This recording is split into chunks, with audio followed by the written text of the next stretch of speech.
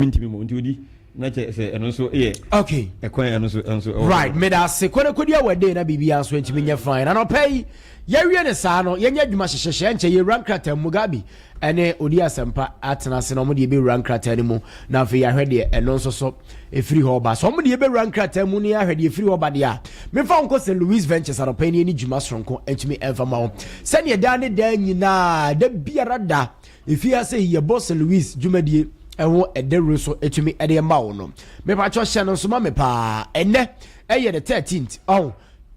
of August, right? Ye guso ye adwumaden ne etumi di abo dwumadi no so ho Dawuro ama ewo Katakyie 90.9 FM eso ahasei me pa cho na phone be pa na wo pe wa abrabo ni mu phone be e na wo pe se wo pe eye Samsung Itel ene de akaka ho ni nyina me pa cho iPhones ahodo ni nyina ene na kande phone bia mebodi bia ne na kande LG Itel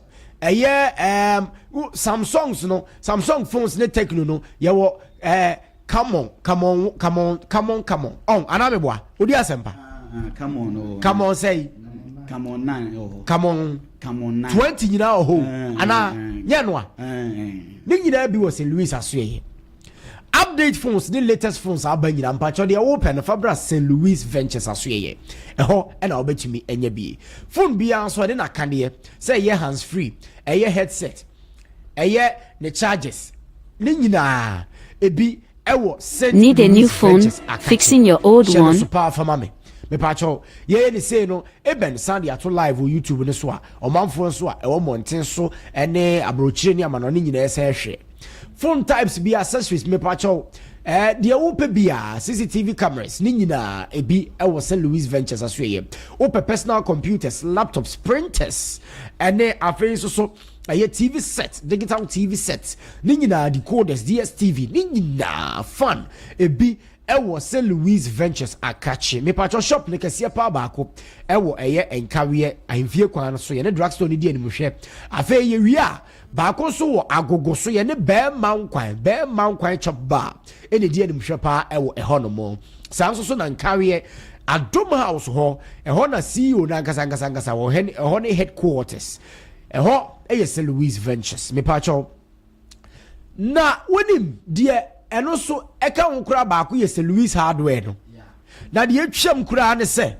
ye won chance papa ya kofa de aba eno ne de bodan so me pa cho ye frɛ no RBS Aluzinc galvanized and Euro tiles eno ye chance papa ya kofa de aba na we ye direct from factory enti ye woni anyhow ye no ni problem bia me pa cho if you rafo na mudi musika kwagija nkrofo ma omofa musika di kwa no yase fa usika no bedan yen na de de wom kra no say ye free delivery usika no so a ye ne nkakra ma wo no abobo ano no atua kosi se obetua ni nyina tumi de awie eye back to back and St. Louis ye na enye chance ya papa no nko a o yase kala open Fabra ni ntwa ma fi say ye twa no direct from factory empopo enfie wo ha na chance no say green and that's green blue and that's blue red and that's red brown and that's brown and ya de obeto nansa na apopo as a paint na dia paint so ye wie ne sa no ye wo paint papa eno sensuo togu da no ho ampacho abo ateche e de aguda no ho wo fa de bo nsuo mo akopepa wo na wo sene wo ne obi any problem free delivery ye to wheelbarrows nadoa chese edie ne ye de sidan na afi so ye de bodan so a ye ni bie one friend number no a wa ha wo ho 0241 90 7600 0241 90 76 and 00 0241 90 76 and 00 eno St. Louis Ventures Marie ne sa no ene na semini bibia krampa anopai me de be hye wanamu a me pa cho mega enterprise say me hye wanamu pa wotia utie Katakyie FM nti me pa cho de tie nyina ne say ye ne yakofa shower gel a eye papa ne atumi ede aba me pa cho shower gel a eno na ehwam na sabi o wudi gare krampa hu hia se obesa cry use body splash nom ne ade ade bia ma na sa na wo ya mahwe na ndoso wo ya ehwama broso mesro koni loki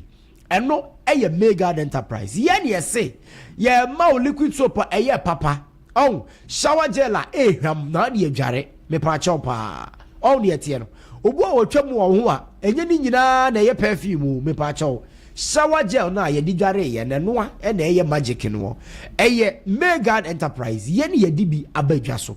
na de de say ye si adwuma ni o ma anim adwuma ba mega de say shops no ene man we man no munyina mumetu bi nkoto ye wo power zone eka ho Dettol eka ho Savlon eno so Eradi nyame obi atena se amanitas ne so asene me pa cho ye se ye power zone no de ye ne se sa woto ye power zone ni bia tie na wato ye Dettol no so bi na osansuo bucket fa na wahwie ye power zone ka krebi agum na de Dettol no so ketua bia wo no de wo ye ne se ura wo washroom ho a wo de bobo pete ho jano ho be 5-10 minutes nebra oba fan super hwiegu so a paper fi no wo hia scrubbing brush a paper fi ni nyina de ko eno ye mega enterprise umpe ya minim de opebiem frɛ number ne sesi na bagi bi koton 0241 51 2362 0241 51 23 and 62 eno eye mega enterprise make am once much na say odi asampa say ade che no a Amansan Dawuro no so ye de che ye be che ye manfo no ye hya ase afiri juada omo tie ye ya omo tie Amansan Dawuro no me pa cho ye bebisa of ye fe ma kwa na afra ye bebisa questions ba ko mienu miensa wo yi anu wi a ni ya che wade tie free na cross ani be ye Amansan Dawuro no so na bibia tumi akoso na odi asampa se ye hya ase juada enti tie ye yie fi se nsam no ne nioma bi a ye jaba Dr. Jaba we bi ana manka biem ye hya akyede na se ne ebusa no antimi a na che se ahyeagu oti ase ai se se ne de Dr. Jaba na eba Dr. Prince enso eba bi etedi mienu we kura bi a ye busa na bomu ba ko a enye hwe me ka obi afa buku twere so maka chiro sa Amansan Dawuro no eyo manfo ni show enti o mani je ho yes morning show na doso okrom ha but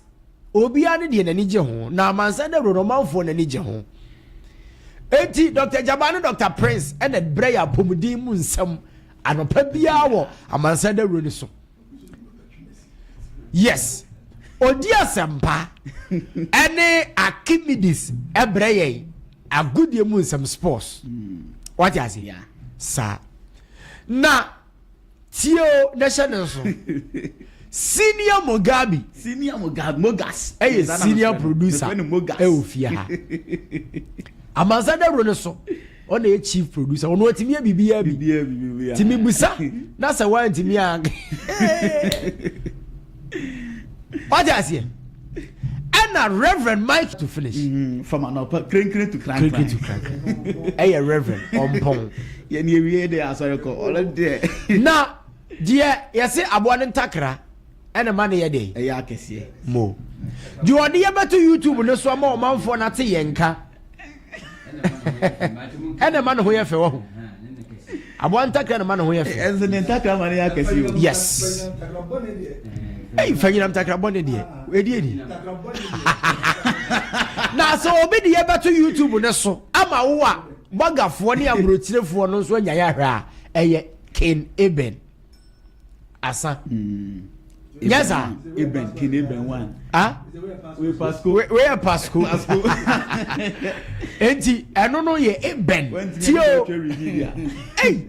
Na me ko busa na kasa one dey to YouTube ne so na wo say odi asempa asema ba na nyame ba emfa ho say wa woti ho ye obebuso say na Amansan Dawuro so na ye hoster obeka me foforo ai so and afa ye YouTube channels ne so no ye TikTok no e ye din bay na wo say Mogabi hey wadi agu ye TikTok ne ye Katakyie FM 90.1 for 90.9 kamwa achede no nya bi eye Katakyie FM 90.9 eno ye TikTok tibi ka say ya na wo ko cheke eno na ye simple say wo subscribe na wo follow ensign eno anu wo like wo subscribe wo re be da fi na open na the comment kra to ase wo re be ye da fi ye ba ya kwen na wo so data enti wudim say no say ye bie ye start ya chede no a ye be kinka omanfo no so message e wo so de any message do so no so eno so obaji ya chede ni bio entinya agudi Facebook and YouTube ni di ni nyina ye pe eye Katakyie FM TV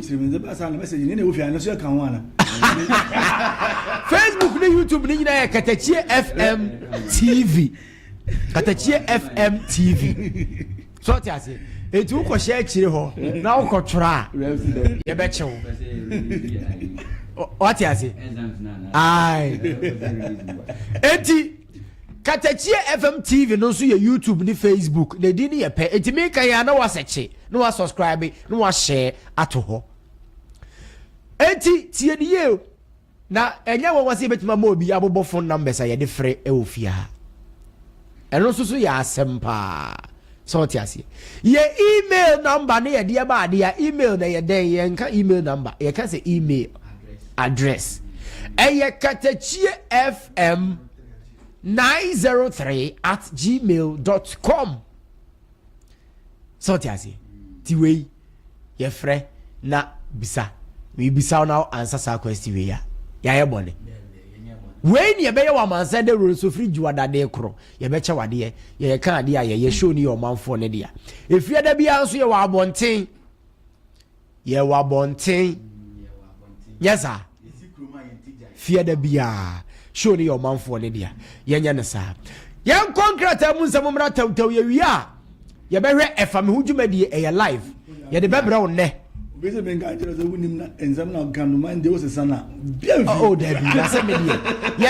ye ka se fia da bi de show de be ko manfo no abonten ya anye eni ya chance last week Friday ye ko Monday fia da ye na busa no ana busa me se Monday no ana be busa senti ucha kwa ya no ana be busa tie eno ano no simple say na ewu piada achede ye de be ma na Monday na questions best start Monday na questions best start enti ye wo monsam ye ni momo betimi afa wo ojas we na Yakubu do ko me so ye frɛ me nyame ba Eric Odro Junior ye Katakyie FM 90.9 senior Mugabi menia bibia ye boko ana ye chenra okay na krata bi frifikasie mu aba enti ye bufri ayi no so ba me di begu ebe na daroma odi ye beko odi ni nyina begu YouTube no so ama omanfo na timi ehu de ekoro why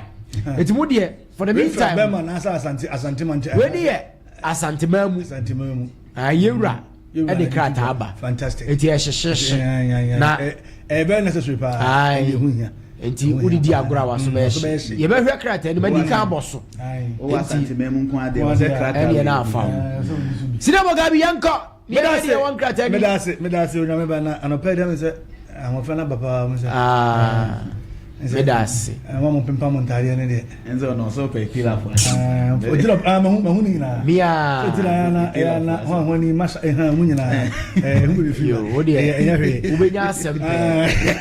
ase masha eti de kokot na obeti ba be yi ho anu a I was for the new publisher ko wakrata no ense enkrata no asena bibia enkoso wano pa na the new publisher ohwe animu a yero chama huntumi fonyi da animu fefefe na wamwa ne sasa akola onya malaria no o da animu pa na se wasi amwa ne sa no emsa afi na akora awati asi ni so na krata ne ba mane se NCA for National Communication Authority for abomodin radio stations any TV stations mako enkuno ai mudwumadie no afredi ase yesi omfo mudwumadie no ento kakra ni nyina ye enhyehye bi a emese ye ka kire omo a omo anhye da ani so anti yesi omfo mudwumadie ni nyina enwo na ye rachama wuntumi hwe ne die mako enan na kata no ebo ho amane sa na NDC for see afanto ye nyina anim se akwatia by election omu jinam gidi